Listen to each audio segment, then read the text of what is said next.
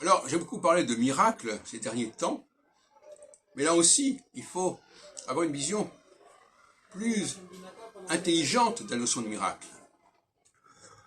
Et pas avoir une vision infantile. Ah oui, il a guéri, oui, il a multiplié je sais pas quoi, ah oui, il a traversé à pied sec la mer, etc. C'est n'importe quoi, ça.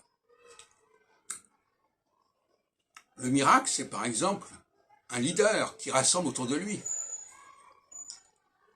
Les grands empires sont des miracles, d'une certaine manière. Et la destruction d'un empire, c'est la fin d'un miracle. En tout cas, la suspension d'un miracle. Voyez-vous, donc je pense qu'il faut renouveler la notion de miracle, il faut la réintroduire au centre même de la société, et non pas comme un phénomène marginal qui relève presque du cirque ou de la prestidigitation. Non, c'est pas ça. Le miracle, il est constitutif du fonctionnement même de la société.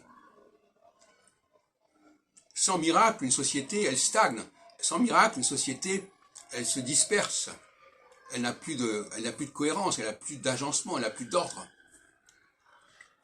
Donc, il faut saluer ce miracle. Moi-même, j'ai organisé un grand nombre de congrès, je considère que ce sont des miracles. Le fait de rassembler des gens en un point différent, et pas seulement à Paris, hein, et que les gens affluent vers ce point, c'est quelque chose de miraculeux.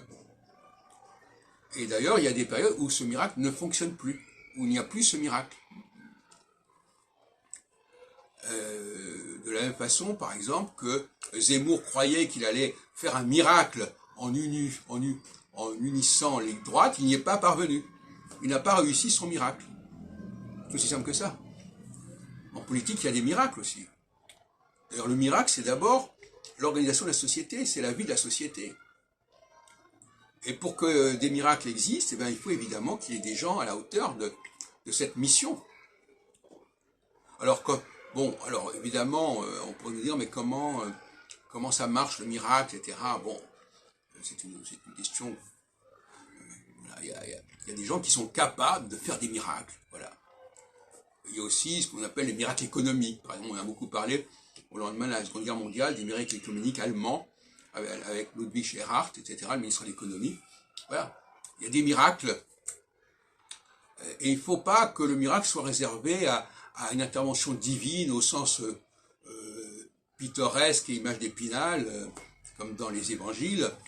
Il faut que le miracle soit quelque chose qui soit au cœur du fonctionnement même de la société.